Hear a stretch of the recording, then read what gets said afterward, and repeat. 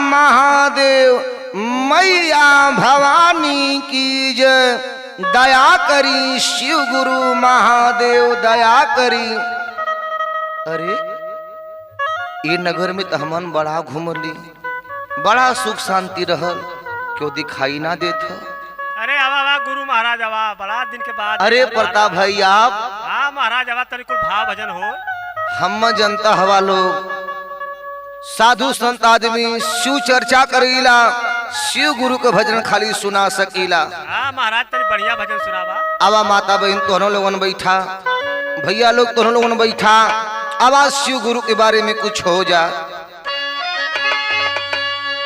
देखा ये भैया लोग, ई माया का नगरी हो, माया का जौजाल हो। यहाँ न कुछ लेके अला न कुछ लेके जइबा।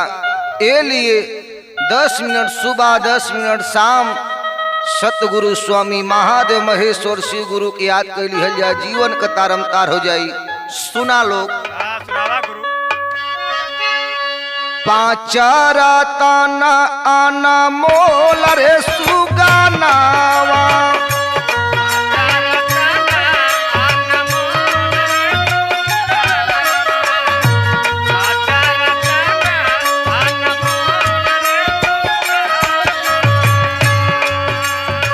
पाचारा ताना आना मोल रे सुगानावा, आना मोल रे सुगानावा की सोची समझ के पूछा बोल रे सुगानावा।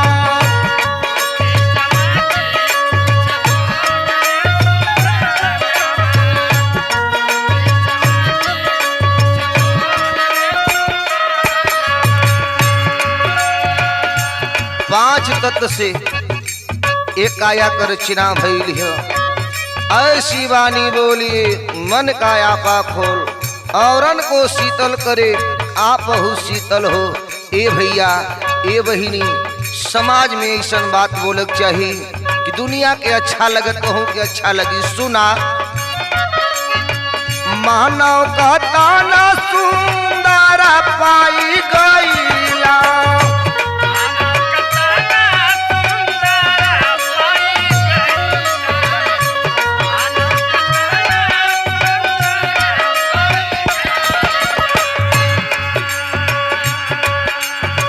धरती पे औदा भगवान के भूलाइला,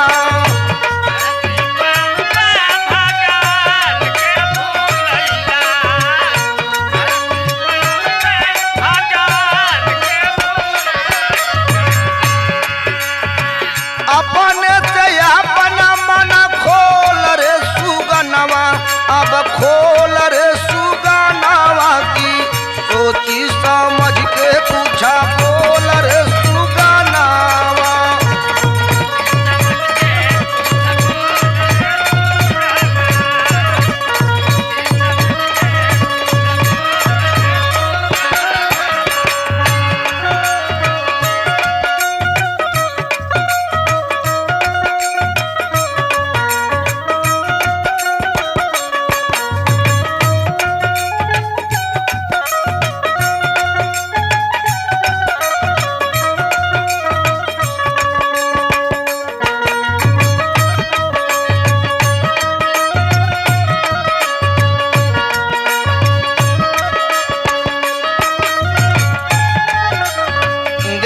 भैया ए बहिनी लोग, बिना गुरु के नैया पार लगा वाली ना हो। कहल जाला जीवराम देना जिंदगी बनावल गुरु, अंधियरिये में दिया ना जलावल गुरु। गु प्लस रू, गु का मतलब अंधकार, रू का मतलब प्रकाश। गुरु अपने शिष्य को अंधकार से प्रकाश में लिया दे, वही के गुरु कहल जाला। अब हिन बड़ी समय है गुरु भाई, हमार बात सुना लोग। अबहू से आवा चेता शिव गुरु चारानिया,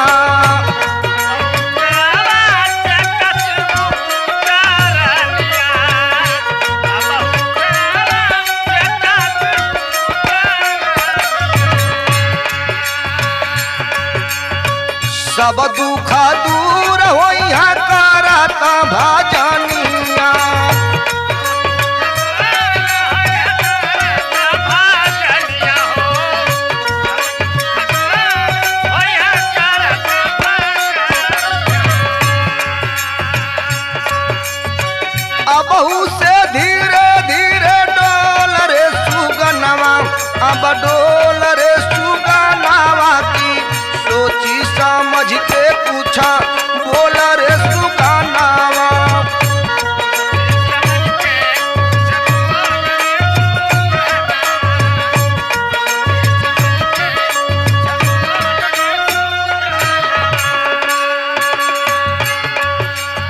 देखा गुरु भाई बहन लोग अपने सुंदरता पे घमंड कराला, धन दौलत पे घमंड कराला।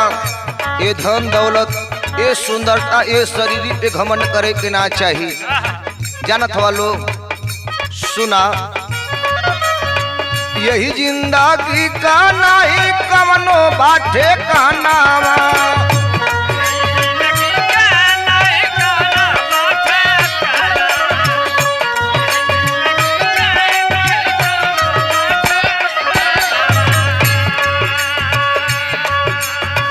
धोखावा से उड़ी जइहा पाला सुगनावा।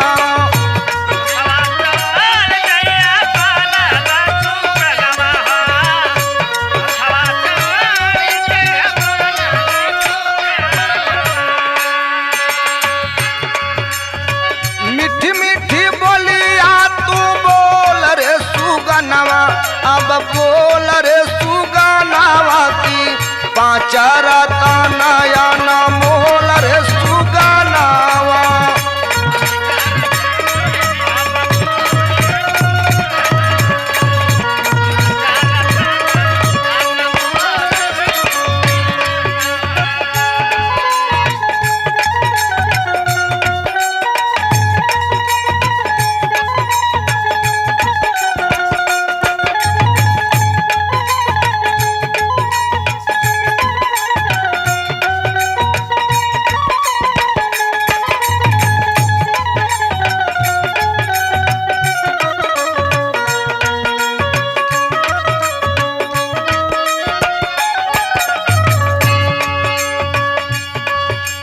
शिव चर्चा में कुल रोग का दवाई, 3 खुराक दवाई। कवन हो गुरु महाराज?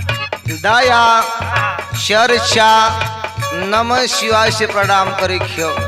दया कैसे मांगे खियो, चर्चा कैसे करे खियो, नमः शिवाय से प्रणाम कैसे करे के भैया बहनी लोग सुना। पहले में दया मांगाया चारा पसारी के,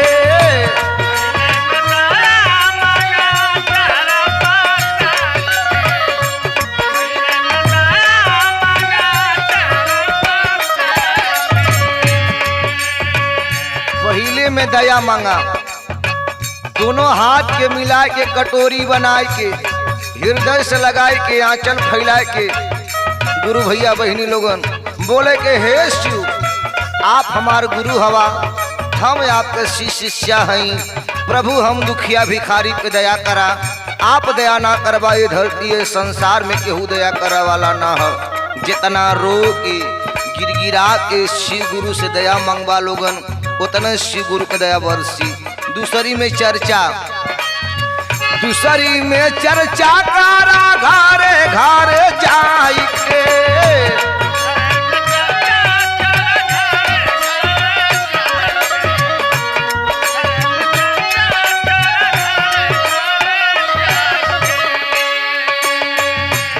बारह दाना को रुद्राज का कंगन पहिर के ये घरे वो घरे जहाँ भी जा, अगर केहू मिला उसे गुणगान करा, बखान करा, अपने शिव गुरु के बारे में बतियावा। जवन तोहर दिक्कत परेशानी कटल बा ओके बतावा, समझावा, शिव चर्चा में लिए प्रयास करा। ई हो गई तोहर चर्चा। तीसरे में नमः शिवाय से प्रणाम करे खियो। 108 दाना का रुद्राज का माला है, फूल के बगल वाली गोटी पे अंगुरी रखत नम वही के घिसकावे शिवाय, नमः शिवाय, नमः शिवाय। यही विधि एक फेरा माला का जाप हो जाई, आपन दिल मन समझ जाई कि शिव गुरु के चरणों में प्रणाम हो गए। जे करे पास माला होई ते माला विधि जाप करी, जे करे पास माला ना होई पूजा स्थल पे बैठ के नमः शिवाय से अजीफा जाप के लिए वो दिल मन समझ जाई शिव गुरु के चरणों में प्रणाम हो गए। कहना बात तीसरे में नमः शिवाय बोल रे सुगनवाया बा, बोल रे सुगनवा की सोची समझ के पूछा, बोल रे सुगनवा।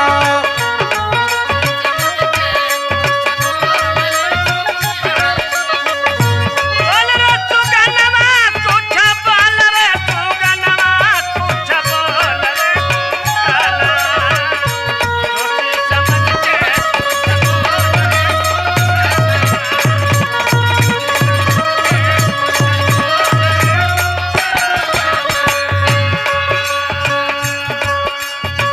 यही काला युगा में हरेंद्र भैया आईला।